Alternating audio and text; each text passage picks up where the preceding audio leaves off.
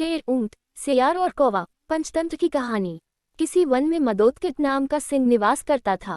बाघ, कौवा और सियार, ये तीन उसके नौकर थे।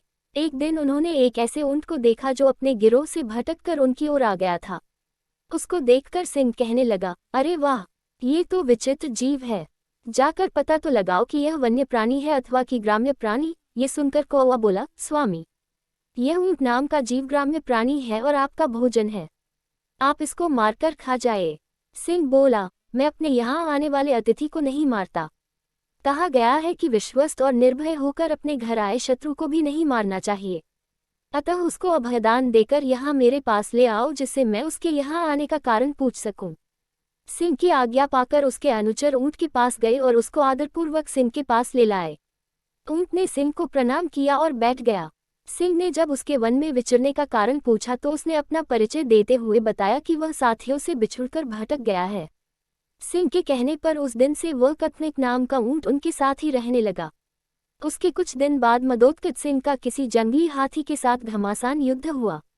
उस हाथी के मूसल के समान दांतों के प्रहार से सिंह अधमरा तो हो गया, किंतु किसी प्रकार जीवित रहा, पर वह चलने फिरने में अशक्त हो गया था।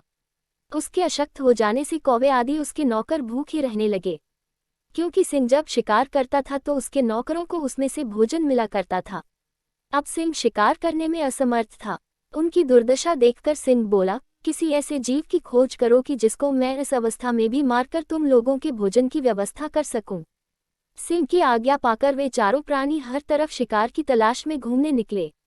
जब कहीं कुछ नहीं मिला तो कौवे और सियार ने परस्पर मिलकर सलाह की।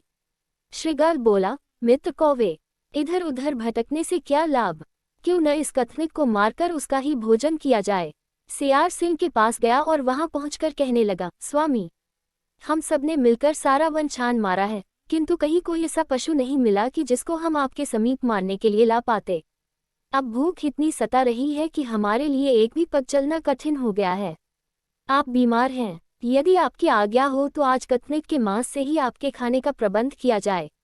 पर सिंह ने ये कहते हुए मना कर दिया कि उसने ऊंट को अपने यहाँ पनाह दी है, इसलिए वह उसे मार नहीं सकता। पर सियार ने सिंह को किसी तरह मना ही लिया। राजा की आज्ञा पाते ही श्रृगाल ने तत्काल अपने साथियों को बुलाया लाया। उसके साथ ऊंट भी आया। उन्हें देखकर सिंह ने पूछा, तुम लोगों को कुछ मिला? कौवा, सियार, बाघ सहित दूसरे जानवरों ने बता दिया कि उन्हें कुछ नहीं मिला। पर अपने राजा की भूख मिटाने के लिए सभी बारी बारी से सिंह के आगे आए और विनती की कि वह उन्हें मारकर खा लें। पर सियार हर किसी में कुछ न कुछ खामी बता देता ताकि सिंह उन्हें न मार सके। अंत में ऊंट की बारी आई। बेचारे सीधे साधे कथनिक ऊंट ने जब ये देखा कि सभी सेवक अपनी जान देने की विनती कर रहे हैं तो वह भी पीछे नहीं रहा। उसने सिंह को प्रणाम करके कहा, स्वामी, ये सभी आपके लिए अभक्ष्य हैं। किसी का आकार छोटा है, किसी के तेज नाखून है, किसी की देह पर घने बाल हैं।